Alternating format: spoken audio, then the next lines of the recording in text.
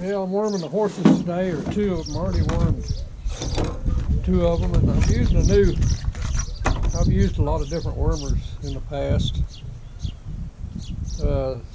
And paste wormers. This is a paste wormer, but this is apple flavored, and the first two I've already done Little Cat and Snow.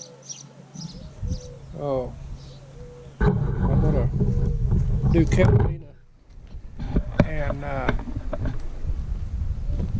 Jake Day, and instead of just putting it in their mouth, this is a little bit easier. I've got some sweet feed that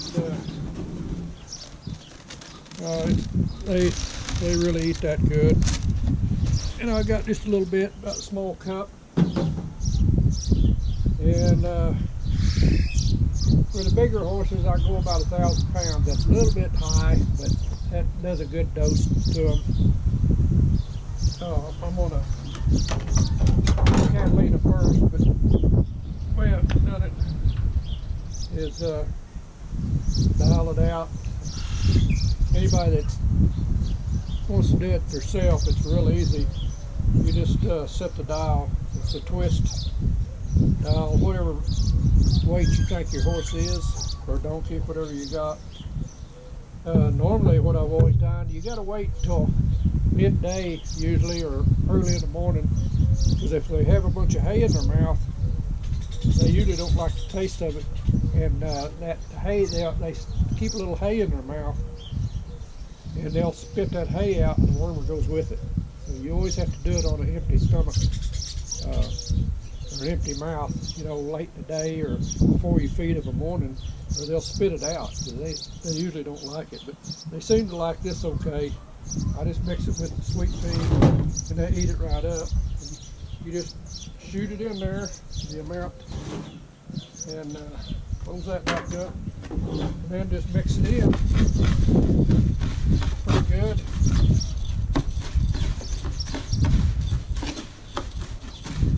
And Sonny's eyeballing it.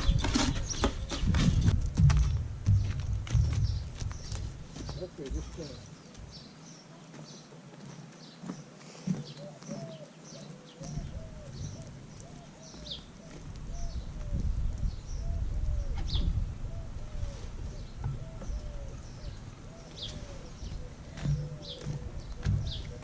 well, this here is Catalina.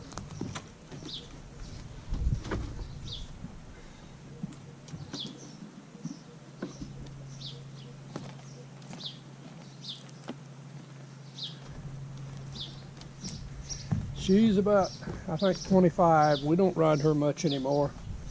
I rode her on a lot of long trips, overnighters and several days, and she just has a home to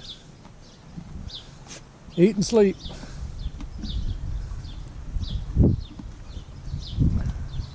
I would never let her go. I know it's a drain, but there's such thing as loyalty. She's taken me hundreds of miles and brought me back safe. So as long as I can, she'll always have a home with me.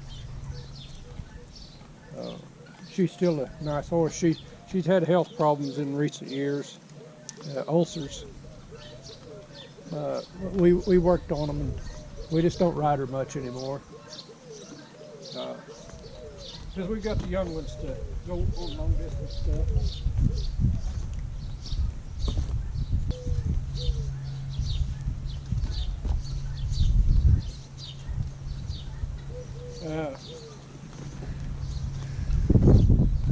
It worked good for us, but when she first developed some ulcers,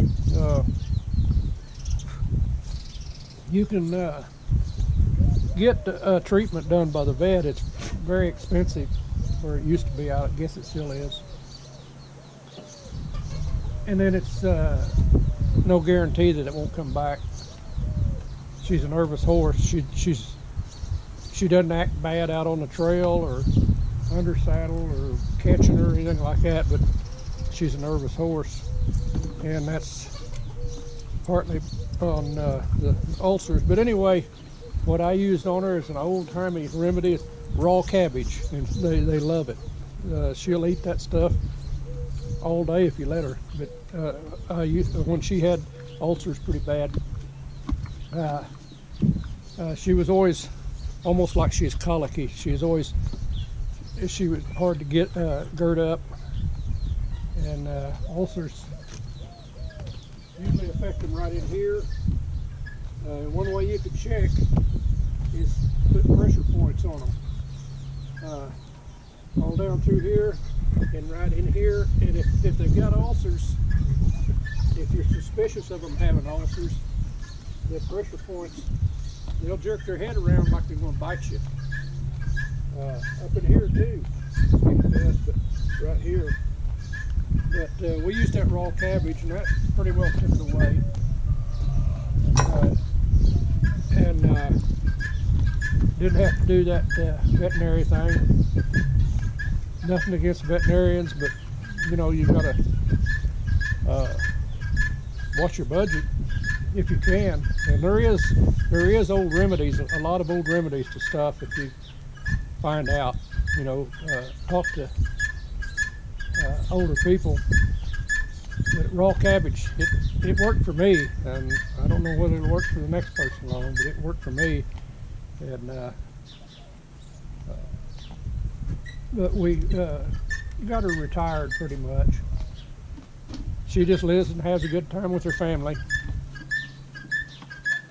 has a place to stay, and she always will as long as we can take care of it. Older horses, you don't, if you sell them, you know, that's your right, whatever you want to do, but you don't know what's going to happen to them. I know that I'll take care of her good. Susie will take care of her good as long as we can. They tend to send older horses to the killers, and I'm not going to have that. She's got a home with us as long as we're alive, and as long as we can afford it. I do like to take them out from usually in the winter time.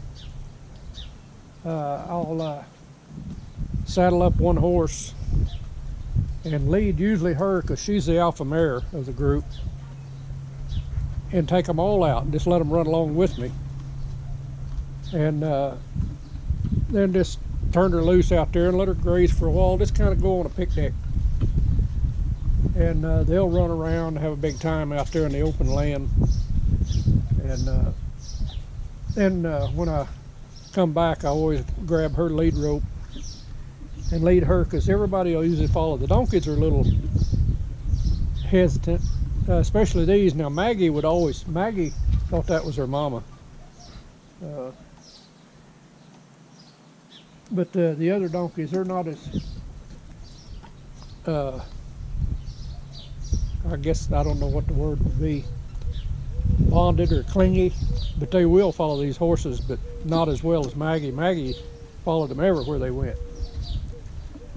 And Gus and Annie will to an extent, but I think there is times where they'll break away and go on their own. But anyway, I like to do that mostly in the winter time when I can. Just take them all out and let them run along with me, and then when we come back, they're all usually at a pretty good lope coming back behind me, and just let them run free for a while. And I'm fortunate we're in a place where we can do that. You'll eat it up. There you go.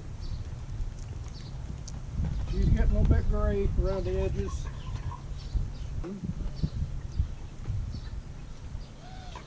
Go ahead.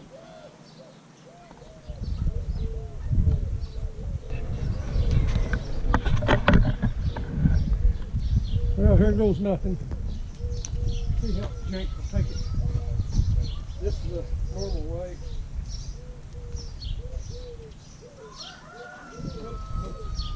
Easy. That's the way to do it by hand. And that wasn't too bad.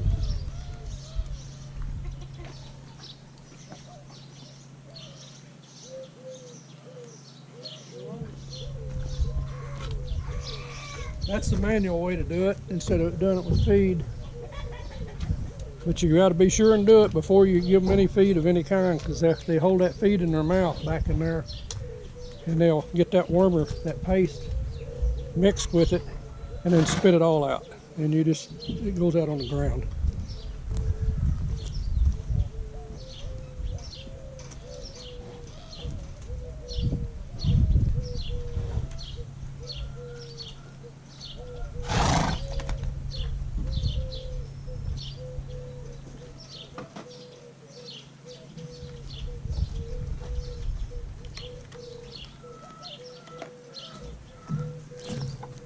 Now I'll give him a little bit of feed. If he might not eat it.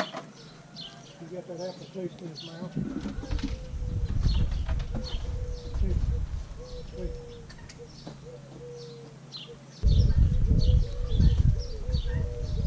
Well, Susie puts out fly traps that she makes, kind of a homemade setup that she does. And a lot of times we don't have a lot of trouble with flies. Stuff that she uses. And she is probably going to make a video about it. Started working for a veterinarian when I was 16. It was a full-time job. And mostly all I did was clean out the stalls and feed the horses. Then I helped him, we'd go out. And back then, the only way they wormed horses was called tube worming. They'd run and they still do it, they run a little hose all the way down to their gut, to their stomach. And they'll blow on it to make sure it's in their gut. They'll blow on it, feel the resistance, the vet will. And then they have it mixed up ahead of time in a jug that they attach to the hose, and they'll run that liquid wormer in there straight to their stomach. And that's the way they did it back then. They still do it, I guess. I don't know. But most people do it with paste, or you could do it with